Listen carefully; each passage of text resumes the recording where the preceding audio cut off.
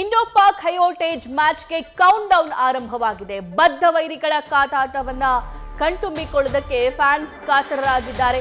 India Pakistan match ಅಂದ್ರೆ ಕೇವಲ ಭಾರತ ಮತ್ತು ಪಾಕಿಸ್ತಾನದ ಪ್ರಜೆಗಳು, ಕ್ರಿಕೆಟ್ ಪ್ರೇಮಿಗಳು ಮಾತ್ರ ನೋಡುವಂಥದ್ದಲ್ಲ, ಇಡೀ ವಿಶ್ವದ ಕ್ರಿಕೆಟ್ ಪ್ರೇಮಿಗಳು ನೋಡುವಂತಹ ಮ್ಯಾಚ್ ಇದು. ಫ್ಯಾನ್ಸ್ ಕಾತರರಾಗಿದ್ದಾರೆ. ಇವತ್ತು ದುಬೈನ ಅಂತಾರಾಷ್ಟ್ರೀಯ ಕ್ರೀಡಾಂಗಣದಲ್ಲಿ ಪಂದ್ಯ ನಡೆಯುತ್ತೆ. ಮಧ್ಯಾಹ್ನ 2:30ಕ್ಕೆ ಭಾರತ ಪಾಕಿಸ್ತಾನ ಹೈ ವೋಲ್ಟೇಜ್ ಪಂದ್ಯ ಆರಂಭವಾಗುತ್ತೆ. ಐಸಿಸಿ ಚಾಂಪಿಯನ್ಸ್ ಟ್ರೋಫಿಗಾಗಿ ಇಂಡೋ ಪಾಕ್ ಹಣಾಹಣಿ ಇವತ್ತು ನಡೆಯಲಿದೆ ದುಬೈನಲ್ಲಿ. 2017ರ ಸೋಲಿನ ಸೇಡು ತೀರಿಸಿಕೊಳ್ಳಲು ಬ್ಲೂ ಬಾಯ್ಸ್ ಕಾತರರಾಗಿದ್ದಾರೆ. ಪಾಕ್ ಮಣಿಸಿ ಸೆಮಿಫೈನಲ್ ತಲುಪುವ ಲೆಕ್ಕಾಚಾರದಲ್ಲಿ ಭಾರತ ತಂಡ ಇದೆ. ಸದ್ಯಕ್ಕೆ ಭಾರತ ತಂಡ ಗೆಲ್ಲಲಿ ಅಂತ, ಅದು ಒನ್ ಡೇ ಮ್ಯಾಚ್ ಆಗಿರಬಹುದು, ವಿಶ್ವಕಪ್ ಆಗಿರಬಹುದು, ಸೊ ಎಲ್ಲ ಮ್ಯಾಚಸ್ಗಳಲ್ಲೂ ಸಾಕಷ್ಟು ಕಾತರತೆ ಇರುತ್ತೆ, ಸಾಕಷ್ಟು ಕ್ಯೂರಿಯಾಸಿಟಿ ಇರುತ್ತೆ. ಹೈ ವೋಲ್ಟೇಜ್ ಮ್ಯಾಚ್ ಆಗಿರುತ್ತೆ. ಕೇವಲ ಭಾರತ ಮಾತ್ರವಲ್ಲ, ವಿಶ್ವದ ಕ್ರಿಕೆಟ್ ಪ್ರೇಮಿಗಳು ಕೂಡ ಭಾರತ ಪಾಕಿಸ್ತಾನ ಮ್ಯಾಚ್ನ ಅಷ್ಟೇ ಇಂಟ್ರೆಸ್ಟ್ ಇಂದ ನೋಡ್ತಾರೆ.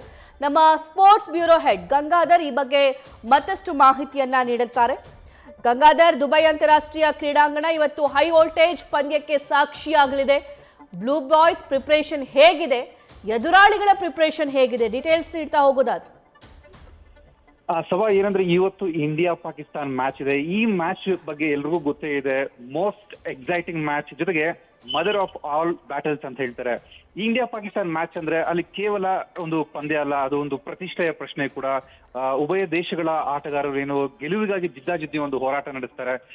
ಸೊ ಅದಕ್ಕಾಗಿ ಇಂಡಿಯಾ ಪಾಕಿಸ್ತಾನ್ ಮ್ಯಾಚ್ ಅಷ್ಟೊಂದು ಕ್ಯೂರಿಯಾಸಿಟಿ ಇದೆ ಅಂತ ಹೇಳ್ತೀನಿ. ಈ ಒಂದು ಚಾಂಪಿಯನ್ಸ್ ಟ್ರೋಫಿಯಲ್ಲಿ ಈಗಾಗಲೇ ಸಾಕಷ್ಟು ಮ್ಯಾಚ್ಗಳಾಗಿದೆ, ಬಟ್ ಇಂಡಿಯಾ ಪಾಕಿಸ್ತಾನ್ ಮ್ಯಾಚ್ ನೋಡ್ಲೇಬೇಕು ಅಂತ ಇಡೀ ವಿಶ್ವವೇ ಕಾತರದಿಂದ ಕಾಯ್ತಾ ಇದೆ. ನಾವು ಎರಡು ತಂಡಗಳ ಬಗ್ಗೆ ನಾವು ಒಂದು ಮಾತಾಡೋದಾದ್ರೆ, ಮೊದಲನೇದಾಗಿ ಟೀಮ್ ಇಂಡಿಯಾ ಬಗ್ಗೆ ಮಾತಾಡಲೇಬೇಕು. ಯಾಕಂದ್ರೆ ಟೀಮ್ ಇಂಡಿಯಾ ಚಾಂಪಿಯನ್ಸ್ ಟ್ರೋಫಿಯ ಮೊದಲ ಪಂದ್ಯದಲ್ಲಿ ಬಾಂಗ್ಲಾದೇಶವನ್ನ ಸೋಲ್ತಿದೆ. ಸೊ ಈಗ ಎರಡನೇ ಪಂದ್ಯಕ್ಕೆ ಭರ್ಜರಿಯಾಗಿ ಪ್ರಿಪೇರ್ ನಡೆಸ್ಕೊಂಡಿದೆ ಅಂತಾನೆ ಹೇಳ್ತೀನಿ. ಯಾಕಂದ್ರೆ ಟೀಮ್ ಇಂಡಿಯಾದ ಈ ಒಂದು ಮ್ಯಾಚ್ ಗೆಲ್ಲೋದಕ್ಕೆ ಸಾಕಷ್ಟು ಒಂದು ಫೇವ್ರೇಟ್ಸ್ ಅಂತಾನೆ ಹೇಳ್ತೀನಿ. ಯಾಕಂದ್ರೆ ಟೀಮ್ ಇಂಡಿಯಾದಲ್ಲಿ ಮ್ಯಾಚ್ ವಿನರ್ಸ್ ಇದ್ದಾರೆ, ಜೊತೆಗೆ ಸಾಕಷ್ಟು ಮಂದಿ ಪ್ಲೇಯರ್ಸ್, ರೋಹಿತ್ ಶರ್ಮಾ ಇರ್ಬೋದು, ಶುಭ್ಮನ್ ಗಿಲ್ ಇರ್ಬೋದು, KL ರಾಹುಲ್ ಇರ್ಬೋದು, ಒಂದು ರೀತಿ ಫಾರ್ಮ್ ಅಲ್ಲಿ ಇದ್ದಾರೆ. ಹಾಗೆ ಬೌಲಿಂಗ್ ನಲ್ಲೂ ಕೂಡ ಟೀಮ್ ಇಂಡಿಯಾ ಸ್ಪಿನ್ನರ್ಸ್ ಭರ್ಜರಿ ಪ್ರದರ್ಶನ ಕೊಡ್ತಾ ಇದ್ದಾರೆ. ಎಲ್ಲೋ ಒಂದ್ ಕಡೆ ಟೀಮ್ ಇಂಡಿಯಾವನ್ನ ಕಾಡ್ತಾ ಇರೋದು ಒಂದೇ ಒಂದು ಪ್ರಶ್ನೆ ಅಂದ್ರೆ, ಬೂಮ್ರಾ ಇದ್ದಿದ್ರೆ ಚೆನ್ನಾಗಿರ್ತಾ ಇತ್ತು ಅಂತ. ಬಟ್ ಬೂಮ್ರಾ ಇಲ್ಲದೆ ಇದ್ರು ಮೊಹಮ್ಮದ್ ಶಮಿ ಅವರ ಒಂದು ಸ್ಥಾನವನ್ನು ತುಂಬಿದ್ದಾರೆ. ಒಂದು ಒಳ್ಳೆ ಬೌಲಿಂಗ್ ಸ್ಪೆಲ್ ಕೂಡ ಆಗ್ತಾ ಇದ್ದಾರೆ.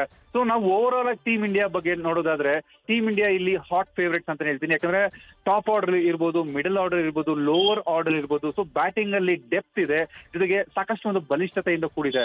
ಮತ್ತೊಂದ್ ಕಡೆ ಏನಂದ್ರೆ ಬೌಲಿಂಗ್ ಅಲ್ಲಿ ನೋಡೋದಾದ್ರೆ, ಬೌಲಿಂಗ್ ಅಲ್ಲೂ ಕೂಡ ಬಾಂಗ್ಲಾ ವಿರುದ್ಧ ಒಂದು ಒಳ್ಳೆ ಪ್ರದರ್ಶನ ನೀಡ್ತಾ ಇದೆ. ಸೊ ಎಲ್ಲೂ ಕೂಡ ಟೀಮ್ ಇಂಡಿಯಾ ಒಂದು ವೀಕ್ನೆಸ್ ಇಲ್ಲಿ ಕಾಣ್ತಾ ಇಲ್ಲ. ಎಲ್ಲಾ ಬಾಕ್ಸ್ ಗಳನ್ನ ಟೀಮ್ ಇಂಡಿಯಾ ಇಲ್ಲಿ ಟಿಕ್ ಮಾಡಿರುವಂತಿದೆ. ಸೊ ಹಾಗಾಗಿ ಇವತ್ತಿನ ಮ್ಯಾಚ್ ಅಲ್ಲಿ ಟೀಮ್ ಇಂಡಿಯಾ ಫೇವರೇಟ್ಸ್ ಅಂತಾನೆ ಹೇಳ್ತೀನಿ. ಮತ್ತೊಂದ್ ಕಡೆ ಪಾಕಿಸ್ತಾನ ಕೂಡ ಮೊದಲನೇ ಮ್ಯಾಚ್ ಅಲ್ಲಿ ನ್ಯೂಜಿಲೆಂಡ್ ವಿರುದ್ಧ ಸೋತಿದೆ, ಬಟ್ ಈ ಮ್ಯಾಚ್ ಅವರಿಗೆ ಡೂ ಆರ್ ಡೈ ಮ್ಯಾಚ್. ಇವತ್ತು ಗೆದ್ರೆ ಅವರು ಸೆಮಿಫೈನಲ್ ಆಸೆ ಒಂದು ಜೀವಂತವಾಗಿರ್ತದೆ. ಒಂದ್ ವೇಳೆ ಇವತ್ತೇನಾದ್ರೂ ಸೋತ್ರೆ ಅವರು ಟೂರ್ನಮೆಂಟ್ ಇಂದ ಬಹುತೇಕ ಹೊರಗಡೆ ಬೀಳುವಂತ ಚಾನ್ಸಸ್ ಜಾಸ್ತಿ ಇದೆ. ಹಾಗಾಗಿ ಇವತ್ತು ಪಾಕಿಸ್ತಾನ ತಂಡದ ಮೇಲೆ ಒಂದು ಗೆಲುವಿನ ಒತ್ತಡ ಕೂಡ ಇದೆ. ಜೊತೆಗೆ ಏನಂದ್ರೆ, ಈ ಒಂದು ದುಬೈ ಅಂತಾರಾಷ್ಟ್ರೀಯ ಕ್ರಿಕೆಟ್ ಮೈದಾನದಲ್ಲಿ ಪಾಕಿಸ್ತಾನ ಸಾಕಷ್ಟು ಮ್ಯಾಚ್ಗಳನ್ನ ಆಡಿದೆ. ಅಂದ್ರೆ 154ಕ್ಕಿಂತ ಹೆಚ್ಚು ಪಂದ್ಯಗಳನ್ನ ಇದೇ ಸ್ಟೇಡಿಯಂ ಅಲ್ಲಿ ಆಡಿರೋದ್ರಿಂದ ಸಹಜವಾಗಿ ಅವ್ರಿಗೆ ಒಂದ್ ಸ್ವಲ್ಪ ಎಡ್ಜ್ ಇರುತ್ತೆ. ಅಂದ್ರೆ ಆ ಒಂದು ಕಂಡೀಷನ್ಸ್ ಬಗ್ಗೆ ಅವ್ರಿಗೆ ತುಂಬಾ ಚೆನ್ನಾಗಿ ಗೊತ್ತು, ಆ ಒಂದು ಪಿಚ್ ಬಗ್ಗೆ ಅವ್ರಿಗೆ ತುಂಬಾ ಚೆನ್ನಾಗಿ ಗೊತ್ತು. ಸೊ ಇದು ಪಾಕಿಸ್ತಾನ ಇರುವಂತ ಒಂದು ದೊಡ್ಡ ಅಡ್ವಾಂಟೇಜ್. ಸೊ ಈ ಅಡ್ವಾಂಟೇಜ್ ಮೇಲೆನೆ ಅವರು ಇವತ್ತು ಕಣಕ್ಕಿಳಿತಾರೆ. ಅವ್ರಿಗೂ ಕೂಡ ಎಲ್ಲೋ ಒಂದ್ ಕಡೆ ನಾವು ಟೀಮ್ ಇಂಡಿಯಾವನ್ನ ಸೋಲ್ಸ್ತೀವಿ ಅಂತ ಒಂದು ನಂಬಿಕೆ ಇದೆ. ಯಾಕಂದ್ರೆ ಇದೇ ಗ್ರೌಂಡ್ ಅಲ್ಲಿ ಏಷ್ಯಾ ಕಪ್ ಅಲ್ಲಿ ಲೀಗ್ ಮ್ಯಾಚಸ್ ಇರ್ಬೋದು, ಸೂಪರ್ 4 ಮ್ಯಾಚ್ ಅಲ್ಲಿ ಇರ್ಬೋದು, ಟೀಮ್ ಇಂಡಿಯಾವನ್ನ ಸೋಲ್ತಿದೆ. ಸೊ ಹಾಗಾಗಿ ಅವರು ಕೂಡ ಈ ಒಂದು ಹೈ ವೋಲ್ಟೇಜ್ ಜೊತೆಗೆ ಡೂ ಆರ್ ಡೈ ಮ್ಯಾಚ್ ಅಲ್ಲಿ ಗೆಲುವಿನ ಎಲ್ಲಾ ಒಂದು ಪ್ರಯತ್ನ ಪಡ್ತಾರೆ. ಮತ್ತೊಂದ್ ಕಡೆ ಏನಂದ್ರೆ, ಇಲ್ಲಿ ಪಾಕಿಸ್ತಾನ ತಂಡದ ಬಗ್ಗೆ ಮಾತಾಡೋದಾದ್ರೆ, ಇಲ್ಲಿ ಪಾಕಿಸ್ತಾನಕ್ಕೆ ಸ್ಟ್ರೆಂತ್ ಗಿಂತ ವೀಕ್ನೆಸ್ ಜಾಸ್ತಿ ಇದೆ. ಯಾಕಂದ್ರೆ ಇಲ್ಲಿ ಬ್ಯಾಟ್ಸ್ಮನ್ ಗಳು ಫಾರ್ಮ್ ಅಲ್ಲಿ ಇಲ್ಲ, ಬೌಲರ್ಗಳು ಕೂಡ ಏನೊಂದು ಶಾಹಿನ್ ಶಾ ಅಫ್ರಿದಿ ಇರ್ಬೋದು, ಜೊತೆಗೆ ನಸೀಮ್ ಶಾ ಇರ್ಬೋದು, ಹ್ಯಾರಿಸ್ ರೌಫ್ ಇರ್ಬೋದು, ಇವರೇನು ಪಾಕಿಸ್ತಾನ ತಂಡದ ಫ್ರಂಟ್ ಲೈನ್ ಬೌಲರ್ಸ್ ಅಂತ ಏನ್ ಕರೀತಾ ಇದ್ದಾರೆ. ಸೊ ಇವರಿಂದ ಫೈರಿ ಸ್ಪೆಲ್ ಬರ್ತಾ ಇಲ್ಲ. ಸೊ ನಾವು ನ್ಯೂಜಿಲೆಂಡ್ ವಿರುದ್ಧ ನೋಡೋದಾದ್ರೆ ಇವರ ಒಂದು ಬೌಲಿಂಗ್ ಸ್ಪೆಲ್ ತೀರಾ ಕಳಪೆ ಆಗಿತ್ತು. ಹಾಗಾಗಿ ಇಲ್ಲೊಂದ್ ಕಡೆ ಪಾಕಿಸ್ತಾನ ಕ್ಯಾಪ್ಟನ್ ಮೊಹಮ್ಮದ್ ರಿಜ್ವಾನ್ಗೆ ಬೌಲಿಂಗ್ ನದ್ದೇ ಜಾಸ್ತಿ ಚಿಂತೆ ಆಗಿದೆ. ಮತ್ತೊಂದ್ ಕಡೆ ಬ್ಯಾಟಿಂಗ್ ಅಲ್ಲೂ ಕೂಡ ಬಾಬರ್ ಅಜಾಮ್ ಒಂದು ಫಾರ್ಮ್ ಅಲ್ಲಿ ಇದ್ದಾರೆ, ಬಟ್ ಅವರು ಟೀಮ್ಗೆ ಅವಶ್ಯಕತೆ ಇರುವಾಗ ಅವರು ಡೆಲಿವರ್ ಮಾಡ್ತಾ ಇಲ್ಲ. ಸೊ ಇದು ಪಾಕಿಸ್ತಾನ್ ಕ್ಯಾಪ್ಟನ್ಗೆ ದೊಡ್ಡ ತಲೆನೋವಾಗಿದೆ. ಸಭಾ ರೈಟ್ ಗಂಗಾಧರ್, ಥ್ಯಾಂಕ್ ಯು ಡೀಟೇಲ್ಸ್ಗಾಗಿ.